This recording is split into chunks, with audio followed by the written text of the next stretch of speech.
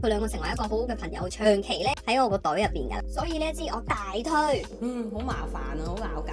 Hello， 大家好，我係阿 Jane，今日咧就想同大家分享下我5月咧最中意用嘅產品啦。咁今個5月咧我都用咗好多唔同嘅 product 啦，咁就想今日趁住呢條片咧同大家分享下我用過覺得好用嘅產品，同大家推介下啦。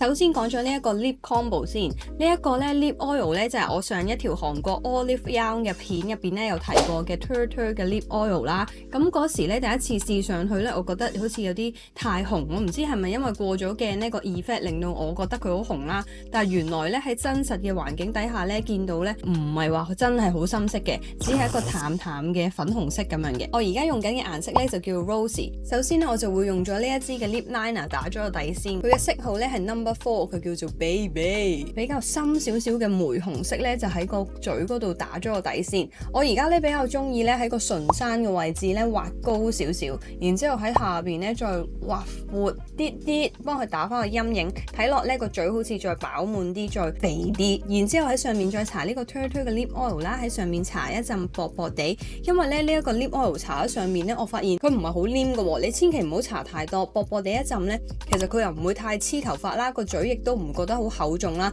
其實係好舒服嘅。尤其是佢嘅 applicator 啦，你見到佢係好扁平、好肥嘅。尤其是呢一啲唇山嘅位置啦，你咁樣咧，佢啱啱好咧可以幫你修飾翻個唇形。所以呢一個 applicator 咧，我覺得係大讚嘅。所以我真係要同佢講一句對唔住，因為我一開頭買翻嚟嘅時候，仲以為佢係一啲都唔好用，但係我而家居然中意咗佢。我發現咧，就算你搽其他可能 nude 色少少或者再深色少少嘅唇膏之後 on top 再加呢一個 lip oil， 佢都可以做到嗰個好 glossy 嘅效果。連日嚟我都 keep 住呢兩支，一定係喺我個袋度會出現噶啦。出街補妝或者出門口之前，我都一定係搽佢哋。所以咧，佢兩個成為一個好好嘅朋友，長期咧喺我個袋入邊噶啦。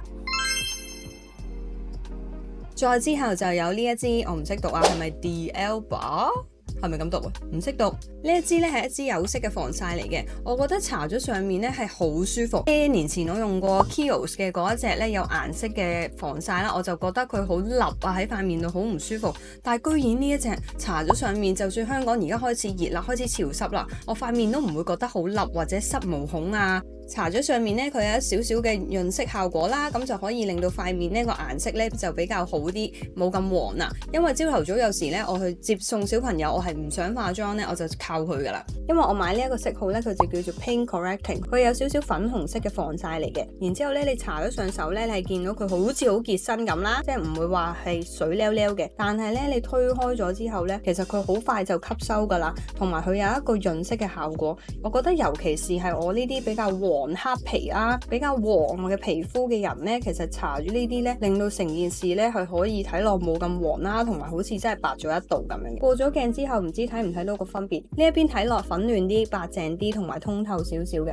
但係呢一邊咧冇搽嘅咧，就睇落黃啲啦，冇咁血色，好似冇咁好咁。之前買過 Clé de Peau 嗰一支咧 Primer 咧，佢話就話有嗰個潤色嘅效果，但係唔知點解搽咗上面咧，我係覺得冇乜分別。但係呢一支咧，居然出奇地我係覺得好好用。因為我知道呢一個牌子咧最出名其實係佢嗰支噴霧嘛，好多人都用嘅，妝前妝後啲人都好中意用嘅。嗰支咧我就未有機會試啦，我應該之後都會買埋嚟試下，睇下好唔好用嘅。我用咗佢之後咧，其他防曬我都冇掂過上手啦。呢一支咧我就喺 HKTV Mall 買嘅，好似都係100零蚊左右，但係佢超大支喎，有排用。同埋咧佢話佢係 vegan 嘅產品嚟嘅，仲有佢話佢已經通過咗一啲 irritation test 嘅，咁所以咧應該對皮膚比較敏感嘅人咧都可以用到嘅。我自己咧皮膚咧係好容易試新 product 咧就會敏感啦，或者起油脂粒啦。但係 so far 我用咗成個星期咧，佢都冇令到我塊面有生暗瘡或者生暗粒油脂粒嘅。所以呢一支我大推。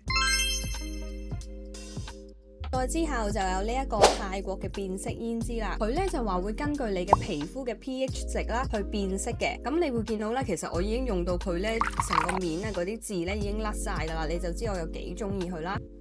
係啦，我用咗咁耐咧，佢都仲有一陣甜甜嘅香味。我唔知呢一種咧係天然啦，定係人造噶啦。佢聞落咧真係好似糖嘅。跟住咧，你就要攞手指啦，攞少少 product，慢慢咁樣嗒上塊面度啦。等一陣，搽咗上面，千祈唔好心急。過咗幾秒之後咧，佢就會慢慢變深色噶啦。因為搽咗上面咧，佢係有一定嘅存在感嘅，佢絕對唔係一啲你可以整到偽素顏妝可以用到嘅產品嚟嘅。我自己覺得嗰日如果你可能想 full makeup 啊，或者有血色少少靚少少咧，你就搽呢個啦。然之後喺面頭咧再冚一陣自己中意嘅胭脂，咁其實佢全日咧就可以好 long lasting 噶啦。因為我上網見到啦，佢話就算單搽嘅話咧，佢都可以 keep 到5至6個小時嘅。我絕對係唔會質疑任何泰國化妝品嘅持妝程度嘅。你諗下佢哋天氣咁熱咁潮濕，佢哋都用到嘅產品，我相信喺香港用咧係冇問題。佢嗰個光澤咧係好自然嘅。佢話咧，因為佢入邊咧加咗好多唔同嘅精油啦，譬如咧佢就有葡萄籽油啦、透明質酸啦，同埋維他命 E 嘅，咁所以咧可以 keep 住你塊面好保濕啦。抹咗上面之後咧，佢嗰種光澤咧係唔會話好浮誇噶，同埋係好自然，好似你搽咗一啲 serum 咁樣嘅，所以咧呢一個我都係大推嘅。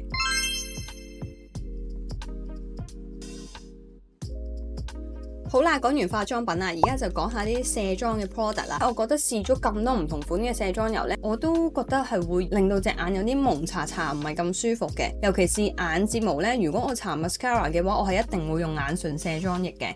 因為呢，以前一直有用開呢一個牌子嘅眼唇卸妝液啦，咁所以呢，見到佢出咗卸妝膏呢，我就特登買嚟試下啦。以前一直用開 BeFesta 嘅眼唇卸妝液，真係用咗好多支噶啦。學生年代到而家30幾歲呢，都仲係用緊嘅。見到呢，佢出咗呢個卸妝膏呢，我即刻買嚟試下啦。係啦，我就買咗呢一個藍色嘅，因為佢話佢 bright up 功能，即係可以令到你皮膚有光澤少少。但係呢，我發現呢一罐嘢呢，佢唔係周圍都有得賣㗎，我係要去翻松本清呢，我先至買到嘅。Donkey 都好似有，但我記得松本清啦，松本清係一定有嘅。其實佢打開咗之後呢，佢超 friendly 㗎，佢嗰個刮刮呢，佢係啱啱好揼冚，你可以擺喺呢度嘅。咁每一次呢，你就只係需要攞個刮刮啦，刮好少呢，輕輕力咁樣擺喺個手心度啦，捽到你所有嘅妝都溶晒之後，就可以清得好乾淨噶啦。清完之後呢，我覺得皮膚係一啲都唔掹緊啦，唔油膩啦，係同埋落得好乾淨嘅，所以我係好中意佢嘅。不過唯一缺點就係我唔係周圍都見到有咯。咁因為我近排冇經過松本清，亦都冇時間去行街嘅關係呢，咁我去就試另一個 brand 啦，就係呢個 Banilico 嘅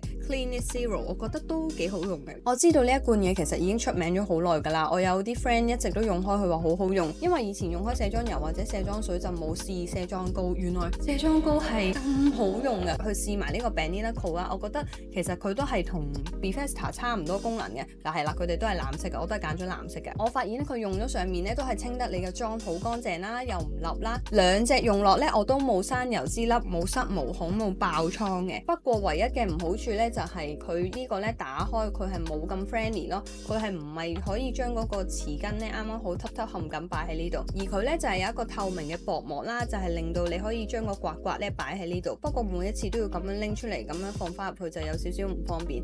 但係我記得咧呢一罐咧係平過 BeFesta 好多嘅，呢一罐好似都要成70幾80蚊。佢嗰個 size 咧係細過佢好多嘅，佢呢一個都係80、90蚊嘅咋。但係你睇下佢係襟用好多嘅，所以咧你要接受佢嘅唔好處啦，因為佢平啲啊嘛。如果俾我揀咧，可能我會買翻呢個，因為實在太方便啦嗰個刮刮。我唔中意每一次咧都要拎個刮出嚟又放翻入去，咁樣好似好麻煩啊，好鬧交。好啦，講完落妝產品啦，而家咧就跳入去講頭髮產品。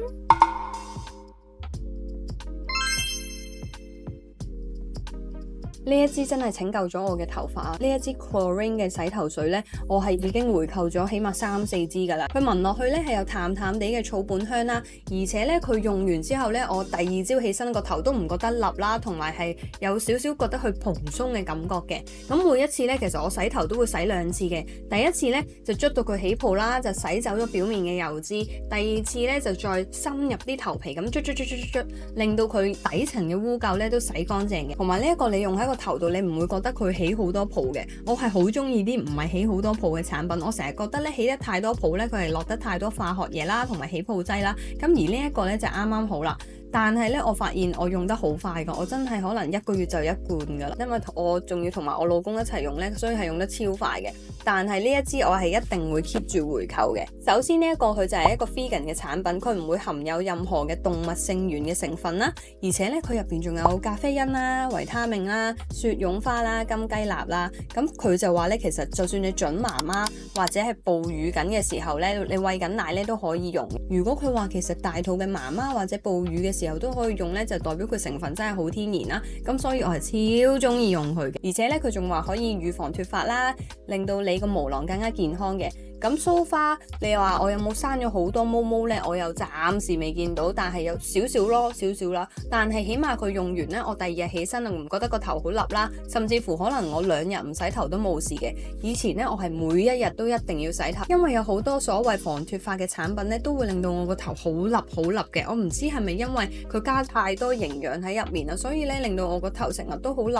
第二日呢，一起身個頭笠到呢，你覺得佢係咪冇洗頭咁樣？哦，仲有一樣嘢唔記得講啦，我用佢呢，我係冇生頭瘡嘅問題。你知啦，有時有啲防脫髮嘅產品呢，佢話好多營養喺入邊啊，好滋潤啊，咁就好容易塞住你啲毛囊呢，就會生頭瘡，好痕啊！生頭瘡真係好辛苦，你摸落去又痛啦，又痕啦，又係咁拗啦。但係咧呢一個呢，so far都冇問題，所以呢，呢一個一樣都係 keep 住會回購。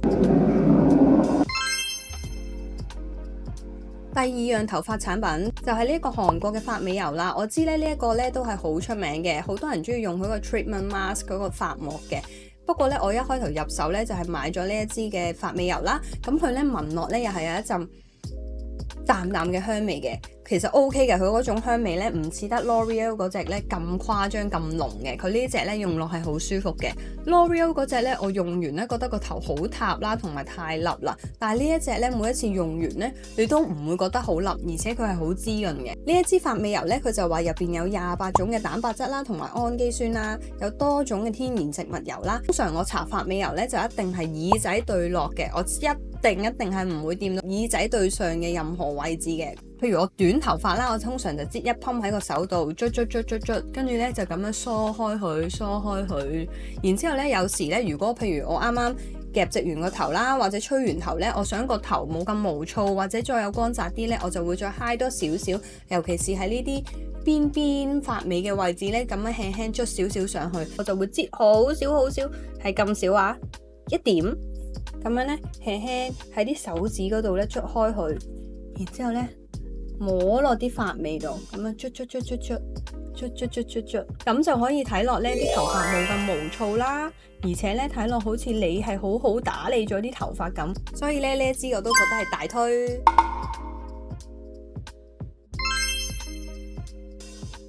好啦，講晒啲頭髮啊、化妝啊、落妝嘅產品之後咧，就講下一啲日常生活嘅用品啦。我發現咧，我以下落嚟講嘅呢樣嘢咧，係好少人會推介嘅，但係佢係超好用嘅。作為一個稱職嘅師奶，你出街點可以冇翻1-2個環保袋傍身呢？咁所以咧，我就係超中意呢個 Shupato， 係咪咁讀啊？Shupato 唔識日文，你哋教翻我啦。呢一個環保袋啦，佢係好好用嘅。一開頭入手咧，我係有一個藍色嘅細嘅環保袋嘅，係我老公用先嘅。佢話啊，呢個牌子嘅環保袋好好用嘅，你快啲用啦。然之後咧，我就上網喺樂天摩咧就買咗一個大 size 嘅翻嚟。每一次去旅行啊，或者我知道嗰日要買好多嘢，譬如去 supermarket 啊，或者去街市啊，總之我嗰日要帶好多嘢嘅話，我一定帶呢個喺手袋嘅。打開咗出嚟咧就可以超大個，而且呢個環保袋係一啲都唔靚噶。你帶上身咧，你唔會覺得好似平時嗰啲咁樣咧啊，好似真係成個師奶咁啊！呢個係唔會噶，你出街咧仲可以襯衫啦，同埋好日系嘅。每一次我用呢個咧，都一定會有人問我噶，哇！你個袋咁大嘅，好好用喎，咩嚟㗎？無論有啲屋企人啊，或者我啲朋友，我都叫晒佢哋去買呢個，因為咧呢一個細地咧，你可以放喺你嘅手袋度啦。有時可能小廢包，如果你買呢個細 size 咧，夾硬執落去都執得落嘅。